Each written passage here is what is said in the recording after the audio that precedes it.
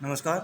तो आज हम कर रहे हैं विद्युत प्रेस के अंदर जो थर्मोस्टेट की सेटिंग होती है वो किस तरह से किया जाता है और किस तरह से ये वर्क करता है वो अपने आज देखने वाले हैं।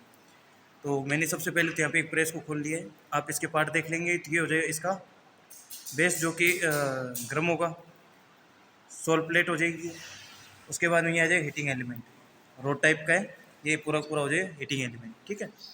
इसके बाद में जब अपने यहाँ पे देखते हैं तो नीचे एक तरफ एक पत्ती लगी हुई दिखाई देती है अपने को, जो कि ये पत्ती लगी हुई है, ये बायोमेट्रिकल स्ट्रिप होती है, जो कि गर्म होने में क्या हो जाएगी, ऊपर की तरफ उठती है। ऊपर की तरफ उठेगी तो होता क्या है कि ये जो आपका हीटिंग एलिमेंट के साथ में ये लगा होता है एक थर्मोस्टेट।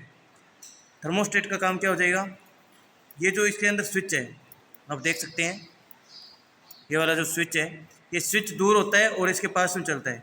अभी इसके साथ टच होगा और फिर क्या हो जाएगा, दूर हो जाएगा। जैसे ही ये बायोमेट्रिकल स्ट्रिप है, ये गर्म होगी थी ऊपर की तरफ उठाव करेगी, यानी कि ये कहाँ पर ऊपर की तरफ मुड़ेगी, यानी इस तरफ मुड़ेगी। तो ऊपर की तरफ मुड़ती है तो गर्म होने भी ऊपर की तरफ मुड़ेगी, तो मुड़ने भी यहाँ से क्या हो जाएगा, इसकी टर्मिनल छूट जाएंगे और हीटिंग एलिमेंट सप्लाई जाना बंद हो जाएगी। सप्लाई कैसे जाती है, तो जैसे अपने एक स्विच को जोड़ते हैं सीरीज में, बिल्कुल उसी तरह से ये स्विच भी हीटिंग एलिमेंट के साथ सीरीज क्रम में जुड़ेगा। एक सप्लाई का टर्मिनल अपने डायरेक्ट देते हैं, एक अपने थर्मोस्टेट स्विच के अंदर देंगे और थर्मोस्टेट का दूसरा लीड हीटिंग एलिमेंट के अंदर चला जाएगा। तो जैसे ही ये पत्ती ऊपर की तरफ उठाव करती है, जैसे ओवर हीट करता है, जैसे अपने टेम्परेचर सेट करके छोड़ा है, उससे अगर ज़्यादा टेम्परेचर होगा तो ये पत्ती ऊपर की तरफ मुड़ेगी, ऊपर की तरफ मुड़ते ही स्विच को क्या कर देगी, ऑफ कर देगी। तो इस तरह से क्या करें, हीटिंग एलिमेंट के साथ जो आपका ये थर्मोस्टेट स्विच लगा होता है काम करता है।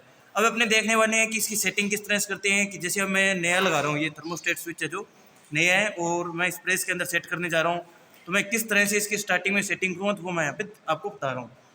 तो इसके लिए देखिए कि जो थर्मोस्टेट स्विच होता है इसके ऊपर एक लॉक लगा होता है, यहाँ पे ये वाला लॉक है। आप इस लॉक को क्या करें, बाहर निकाल लें। बाहर निकालने के बाद में इसकी सेटिंग करना आसान हो जाएगा।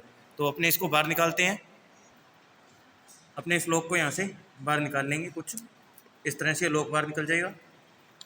निकलने के बाद में आप देखेंगे तो यहाँ से आप क्या, आप इस सेटिंग को आसानी से कर सकते हैं। सेटिंग करने से पहले क्या करना होगा, आपको सोल प्लेट पे इसे कस लेना अच्छे से।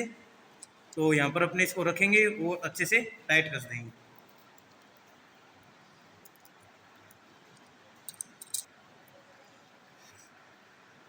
जैसे कि अब ये टाइट तो इसको कस दिया है। अभी आप देखेंगे नीचे की तरफ, थोड़ा इसको टेढ़ा कर देता हूँ। आप देखेंगे कि जब ये प्रेस ऑफ हो तो यहाँ से स्विच क्या हो जाना चाहिए, ऑन ओपन हो जाना चाहिए। जैसे अभी ये स्विच ओपन हो रहा है, स्विच ओपन हो चुका, आप देख सकते हैं नीचे दिखाई दे रहा होगा, स्विच ओपन है। तो जहाँ पर स्विच ओपन हो जाए वहाँ पे इसका ऑफ का सेटिंग कर देना आपको। यानी कि यहाँ पे स्विच ऑफ हो रहा है तो ये जो हैंडल है इसका, ये इसके ऊपर अच्छे से इसी जगह पे आप टाइट कर छोड़ दें। इस तरह से यहाँ पे टाइट हो जाएगा। तो इस तरह से इसकी सेटिंग हो जाएगी। अब ये यानी कि ये जब इस कंडीशन के ऊपर है तब ये ऑफ है। जैसे अपने इसको थोड़ा आगे बढ़ाएंगे तो ये क्या हो जाएगा, स्टार्ट हो जाएगा और धीरे धीरे इसका टेम्परेचर बढ़ता रहेगा। अभी इतना सेटिंग होने के बाद में इसके ऊपर अपने जो लॉक हटाया था उस लॉक को दोबारा लगा देना है। तो अभी हो चुका है। अभी अपने इसके सबसे पहले कनेक्शन कर लेते हैं, उसके बाद में इसको चला कर देखेंगे भी सही तरह से थर्मोस्टेट स्विच है जो अपना काम कर रहा है कि नहीं कर रहा। तो इसके कनेक्शन किस तरह से होते हैं, सबसे पहले मैं आपको बता देता हूँ। जो इंडिकेटर के कनेक्शन होंगे वो हीटिंग एलिमेंट के पैरेलल में होने वाले हैं। यानी कि ये जो इंडिकेटर के दोनों तारे हैं हीटिंग एलिमेंट की, एक इस साइड में लगेगी, एक इस साइड में लग जाएगी। लगने के बाद में थर्मोस्टेट स्विच की एक वायर तो लगेगी अपनी डायरेक्ट हीटिंग एलिमेंट के साथ और दूसरी जो वायर है वो लगेगी अपनी मेन सप्लाई के लिए। तो अपने इसके कनेक्शन कर लेते हैं।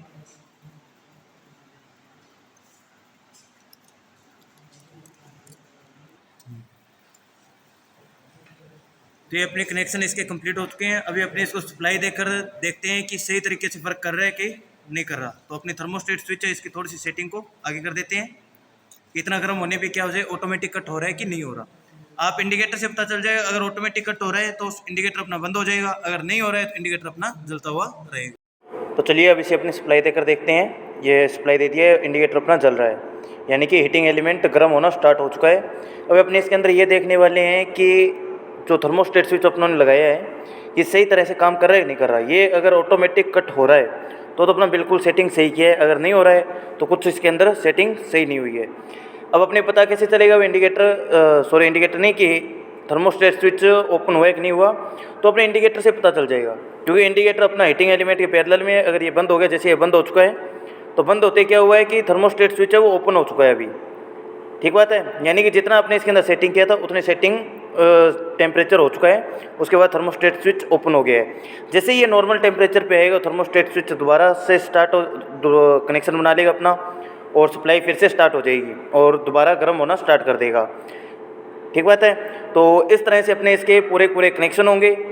वर्किंग को आपको इसको बता दिया है किस तरह से इसकी वर्किंग होती है और किस तरह से इसे अपने दोबारा, अगर मान लीजिए क्या होता है थर्मोस्टेट स्विच कई बार ख़राब हो जाते हैं, जो कि इनके टर्मिनल है ये बेल्ट हो जाते हैं, तो इनके बाद इसको चेंज करना पड़ता है, जैसे कि अपनों ने अभी इसको चेंज किया है।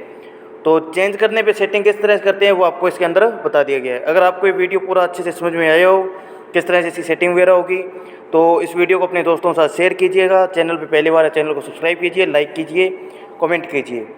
धन्यवाद दोस्तों, थैंक यू। इसी तरह की वीडियो देखने के लिए हमारे साथ बने रहें। धन्यवाद।